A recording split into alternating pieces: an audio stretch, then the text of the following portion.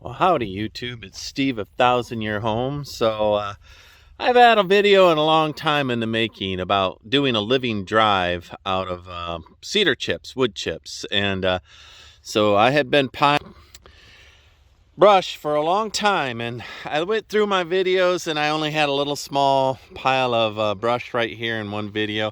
I never did get the full scope. Throughout the summer, as I've been working, felling trees and whatnot, I've been bringing them to this location and just piling up the brush, right? I cut off the little wood and pile up the brush, and some of this is pretty good size. I'm gonna guess that's close to the top end of 3 inches. Some of it's more rotten than others, but a good deal of it's cedar. So when I was a kid, my mama told me in Indiana that she saw the men making corduroy roads. And when I asked her what that was, she'd say, well, as they were cutting the roads in, they would cut down the logs and the limbs and split them, and then just lay down the logs and the trunks and the trees, and just everybody would drive on top of those to be out of the mud. So that stuck with me as a kid, and I don't think I'm the first person to think of this. I went online and saw that there's a pretty good group of people talking about their living drives, wood chips. Mycelium is what they're after, mushroom, something that transmits life to the ground. Because a driveway is a whole big stretch of dead, right? It's a whole big stretch of dead. And I'll rotate back. But I have not seen anybody doing what I'm doing, which was laying down brush and then driving over it with a brush hog and shredding it. And I have got to say, this didn't work out half bad. You can already look and see that I'm building a crown right there. Now, I think personally I do need wood chips on top of this. And the problem with wood chips is the economy of it. When you talk about buying a good wood chipper that can handle and self-feed a 3-inch log and not get clogged, and some of these, that one's too big for me to run over. I need to move it. But I did run over it. So the economy of wood chips doesn't make much sense, because you can go and for $5,000-$10,000 buy a mountain of already chipped wood and put it down yourself. But my drive is going to be, this new drive is going to be every bit of a half mile, I'm going to guess.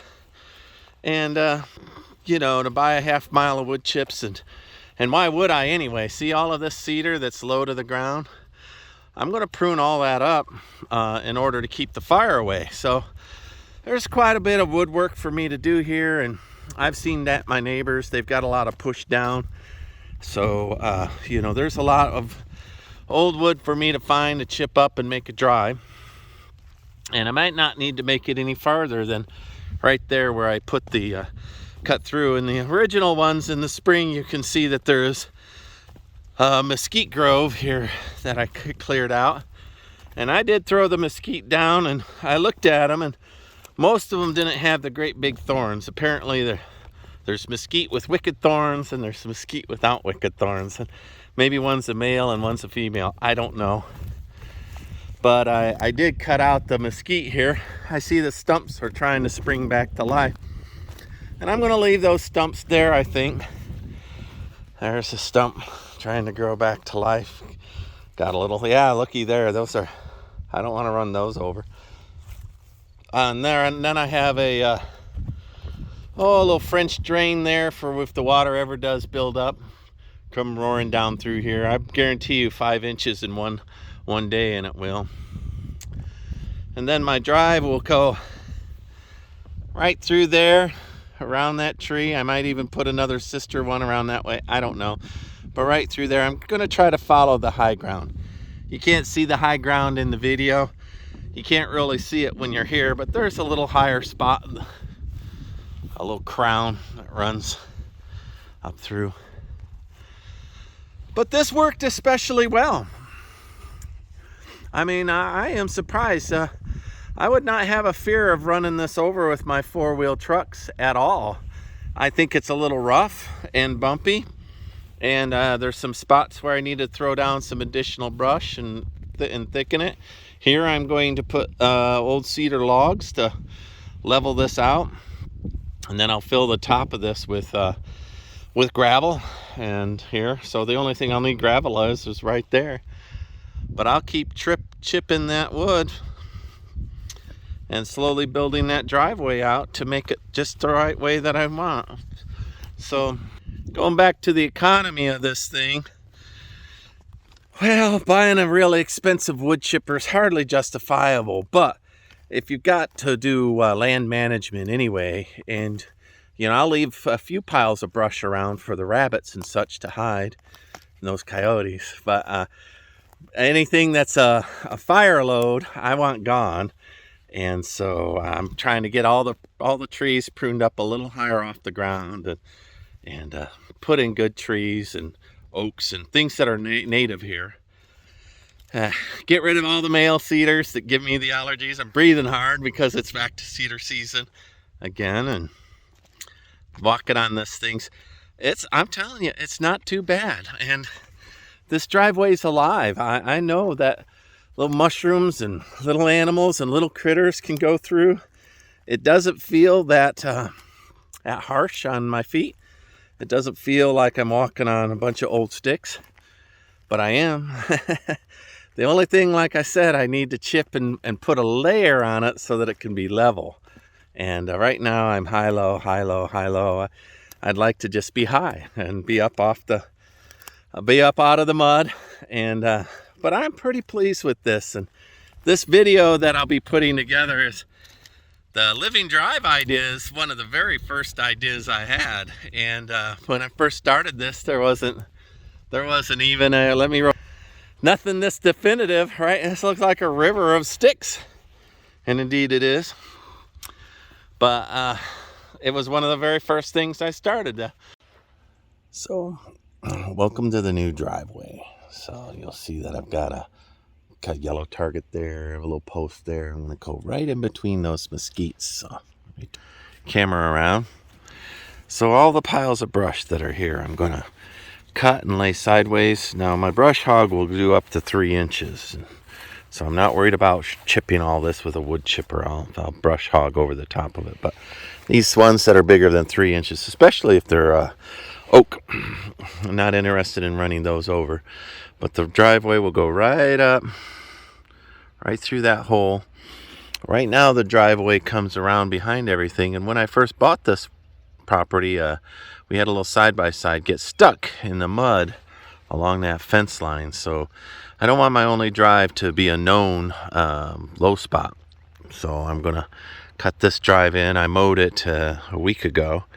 So, and then I'll bring all the brush today and I'll lay the brush out and right over the top of the grass. I don't want to scrape it down or anything like that. This will be an organic driveway. So I know people like to bring in dirt, but gravel disappears too unless you put fabric down. So my mother spoke of corduroy roads, wooden roads, when she was a kid. As they cleared the woods, they would drop it in. So I think I mentioned that before. So I'm doing the same thing. And people that have done this, loggers, have done it for a long, long time. You get, a season, maybe even 2. Now this is cedar. I might get up to 2 years. So, but I've got so much cedar to clear up off the ground. Everything's touching the ground. I imagine a lot of these mesquites are dead. We'll wait and see, right? I'll save the ones, and there's some oaks in here. I'll save those. I've got 300 or 400 trees on order from Arbor Society coming in. But this pop right through the opening there, go around the stock tank, follow the high ground up, and I'm just going to keep chasing it with cedar. So I know I'm going to repeat myself in some of the video clips because I've been doing this now for about 5 months, making this. This is the first time I've been able to put the shredder on with all of the, we had a fire warning and I would not run over a bunch of sticks in the middle of a burn ban. Could not do that. I had to wait for the rain, which meant I waited all the way to the cold. And so then as soon as it rained enough, and we got 1.3 inches this week and 2.9 the week before, which that's a fair middling amount of rain, and I saw the county road crews mowing. So then I drove my shredder right through it. Those mountains, these brush piles, they look like that's a pile of sticks right there, right? But that's what it looked like, you know, only not sticks, brush. They look like that all the way up and down it. And since I've taken months to finish this video, I'm sure I'm going to repeat myself. I'm sure it's going to be a little disjointed. So I hope I'm doing a good job of explaining the concept of a living drive. And people are like, oh, it'll rot, and you won't even have it. Yeah, people aren't driving on corduroy roads in Indiana anymore either. They do rot, but I've been reading you get 25 years out of this road, and I will put a challenge to anybody to get 25 years out of a gravel road. You will not. I would challenge anybody to get 25 years out of poured concrete 6 inches thick. I bet you will not get 25 years out of that either. So this is sure a lot cheaper because it's cost me nothing. In fact, it saved me from having to burn in a very dangerous environment any sticks at all. This thing is really something else. And there's videos I call it mowing. People do this shredding. It's a shredder, and I've showed you in the videos. There's every bit of a 1/2 inch, maybe a 3/4 inch, 2 bars underneath there. That's quite the animal. Those shredders are quite the animal. So, and that little tractor's done just fine. I pile up the brush here, and when I'm ready for it, I throw it there, and then I run it over. So, the next purchase I'll do will be a good, and I don't know if I want a PTO-based shredder. Probably do. The problem with using the tractor for everything, and bless its little heart, is I want it for the backhoe mostly. So when I put something on, the very next day I'm like, oh, I want to dig that out with the back. Oh, I can't. Adding the backhoe it's a chore, and even if it's a 15-minute chore, it's still a 15-minute chore. And anyway, thank you for liking, thank you for subscribing. My whole thing here is to build a 1,000-year house, right, out of modern materials and mixed with old ancient materials. So I've got these 2 connexes. That one I probably got 40% of the way there. This one is just for storage. That'll have a reciprocal roof spanning that 20-foot span, a great hall in there. But everything I put in there, everything I think about lasting 1,000 years. So some of the things are easy for me to make decisions on. I know that cedar, properly linseeded and properly protected, it will last 1,000 years. That treated lumber will last 1,000 years, properly seeded. Oh, the things that I know that you won't last 1,000 years. I know the stained glass windows won't. People in probably 50 to 100 years will need to pull those out and relet them or fix them or replace them. But I built it so that you can easily get to it and easily do that. So anyway, everything will be done stainless steel, which will last for eternity. Long after mankind's gone, stainless steel will still be found in the ground. So whenever possible, I use stainless steel and stone, earth. I'm going to wrap this in earth bags, right? I wanted to do rammed earth, but I'd have to bring my own gravel and buy extra sand. I'm a little too clay for that, but my clay is dimensionally stable, which is perfect for earth bags, right? The earth bags access the stability.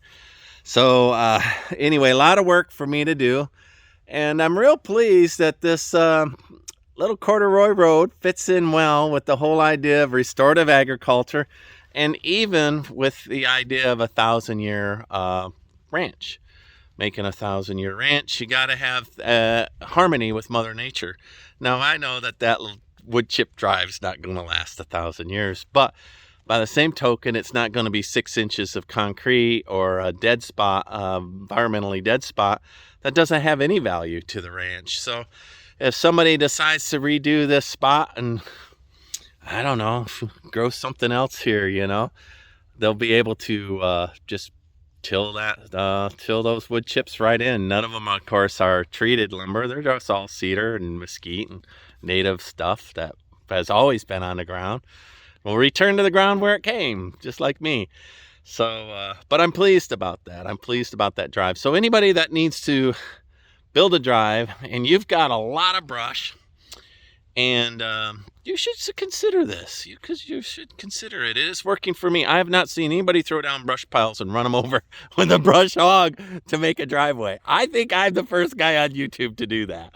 And it wasn't a desperate moment. It was a thought process that I'll do that experiment. What's the worst that can happen? I'll have to buy a new shredder.